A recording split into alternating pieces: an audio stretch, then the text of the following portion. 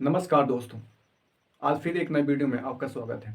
दोस्तों, आज दुनिया ने बहुत तरक्की कर ली है। कोई चांद पर पहुंच गया तो कोई मार्स पे, किसी ने एवरेस्ट चढ़ने का रिकॉर्ड तोड़ा तो किसी ने समुद्र की गहराइयों में जाने का। दोस्तों, इस दुनिया में नेचर से सुंदर कुछ नहीं।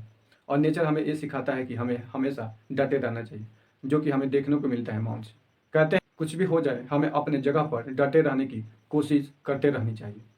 आज मैं आपको ऐसे ही हौसले से भरी एक रियल घटना से परिचित कराएंगे।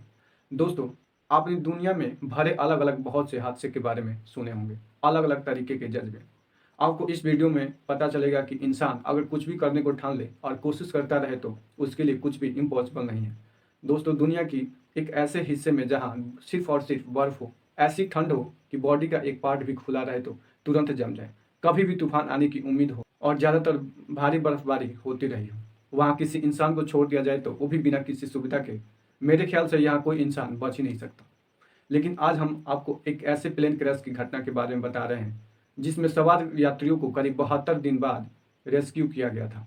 इतना ही नहीं, जिंदा बचे लोगों ने अपनी भूख मिटाने के लिए प्लेन क्रैश में मारे गए कुछ यात्रियों का मांस भी खा लिया था, जिस पर बाद में हॉलीवुड फिल्म भी बन चुकी है। इतिहास में यह दुर्घटना 1972 एंडीज फ्लाइट डिजास्टर या मिरेकल ऑफ एंडीज के नाम से जानी जाती है। ये दुर्घटना उस फ्लाइट में सवार उरुग्वे के ओल्ड क्रिश्चियन क्लब की रग्बी टीम के उन दो खिलाड़ियों के हौसले के लिए भी जानी जाती है, जिन्होंने अंत तक हार नहीं मानी और कई लोगों की जिंदगी बचा ली। एयरफोर्स के विमान में थी फुटबॉल टीम। यह दर्दनाक हादसा 13 अक्टूबर 1972 को हुआ था। इसमें उरुग्वे के ओल्ड क्रिश्चियन क्लब की रग्बी टीम शिकार हुई थी। ये टीम चिली के सेंटियागो में मैच खेलने जा रही थी। उरुग्वे एयरफोर्स का प्लेन टीम के प्लेयर्स और मैनेजर्स के साथ उनके परिवार और दोस्तों को लेकर एंडीज के ऊपर से गुजर रहा था। प्लेन में कुल 45 लोग सवार थे। उड़ान भरने के कुछ देर बाद ही मौसम खराब होने लगा था। एंडीज के सफ़ेद बर्फीले पहाड़ों में पायलट को कुछ नजर नहीं आ रहा था। मौसम खराब था और पायलट को संभावित खतरा नजर आने लगा था। एक झटके में विमान तबाह हो गया।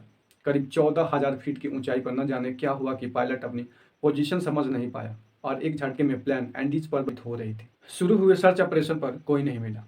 हादसे की जानकारी मिलते ही उरुग्वे की सरकार ने सक्रियता दिखाई और बचाव अभियान शुरू किया। लेकिन प्लेन का रंग सफेद होने के कारण बर्फ से ढके सफेद एंडीज पर उसे घास के ढेर में सुई ढूंढने के बराबर था। लगातार 10 दिनों तक असफलता हाथ लगने पर 11वें दिन बचाव अभियान बंद कर दिया गया। सबका मानना था कि एंडीज के भीषण मौसम में बिना खाना और पानी के किसी का भी इतने दिनों तक जिंदा रहना नामुमकिन है। बचे हुए लोगों के बीच भूख से लड़ने की जंग चलती रही। उधर दूसरी तरफ बचे हुए 27 लोगों में से कुछ घायलों की जान चली गई। बाकी बचे लोगों ने अपने पास उपलब्ध भोजन को छोटे छोटे हिस्सों में बांट दिया ताकि वो ज़्यादा दिन तक चल सके। पानी की कमी दूर करने के लिए उन्होंने प्लेन में से एक ऐसे मेटल के टुकड़े को निकाला जो धूप में बहुत जल्दी गर्म हो सके। फिर उस पर बर्फ रखकर उसे पिघलाकर पानी इकट्ठा करने लगे। इससे उनकी पानी की समस्या तो हल हो गई, पर कुछ ही दिनों में भोजन समाप्त हो गया।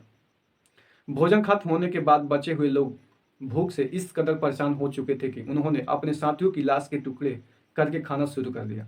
एक झटके में आई मौत से बचे ये लोग अब असहनीय अंत की ओर बढ़ रहे थे।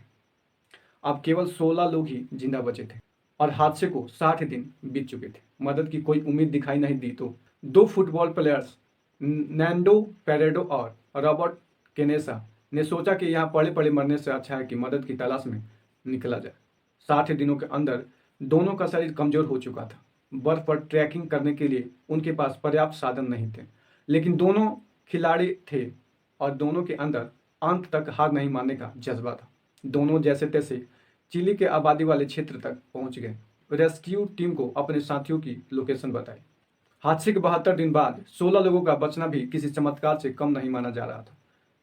पेरोडा ने इस पूरे हादसे को अपने संघर्ष को एक किताब की शक्ल भी दी है। इस दर्दनाक घटना पर पियर्स पॉल रीड ने 1974 में एक किताब लाइव लिखी थी। इसी विषय पर 1993 में निर्देशक फिक्र मार्शल ने फिल्म भी बनाई थी। तो दोस्तों, इस वीडियो में इतना ही। अगर वीडियो अच्छी लगी हो तो चैनल को लाइक एंड सब्सक्राइब जरूर करें। धन्यवाद।